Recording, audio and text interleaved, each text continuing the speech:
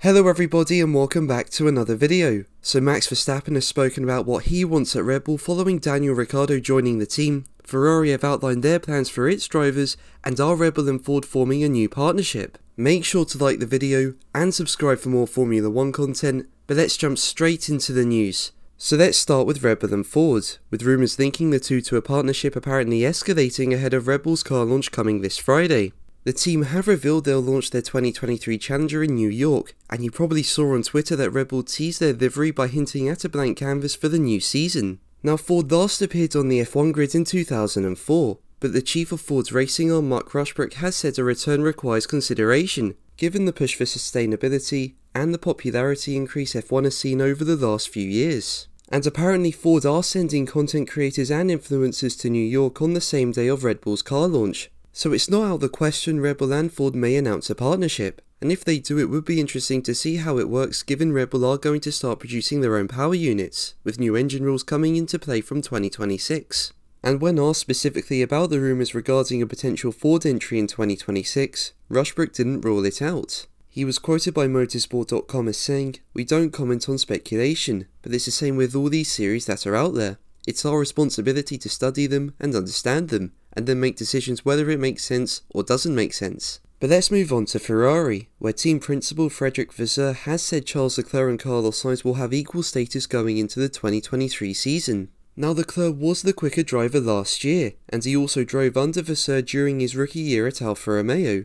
So this did lead to speculation that Leclerc could be favoured over Sainz this season, but Vasseur says he's made it crystal clear that both drivers will get the same treatment and will be supported in the same way. Now, I think this is fair enough. I mean, even though Charles was quicker than Sainz last season, things are reset to zero this year, and Carlos may find good form to challenge his teammate. But I do think that if one driver is clearly quicker than the other, and is in a better place to fight for the title, they need to be the number one driver, and more decisive team orders will need to be implemented.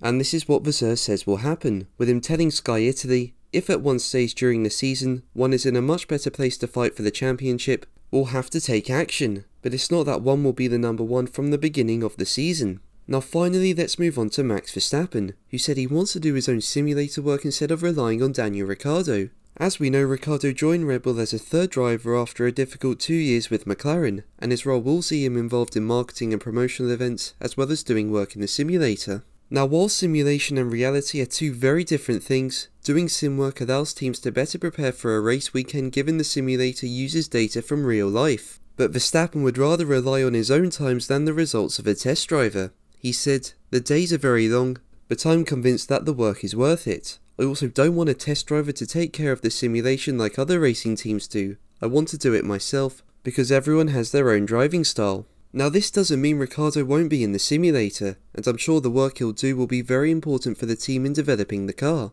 but it's clear Max has his own style and wants to do his own thing. But Ricciardo is an 8-time race winner, and even though he's recently been through a bad phase, he's not forgotten how to drive. As a result, I do think it'd be good for Max to not ignore Ricciardo's work completely and compare his results with the Australian. I mean, Ricciardo may be quicker in certain areas, and this could help Max improve not only in his simulator times, but also on the racetrack as well. But what do you think? Let me know in the comments below. But that's going to be the video from me today. Thank you ever so much for watching. Make sure to like and subscribe for more videos, and until the next one, take care. Bye.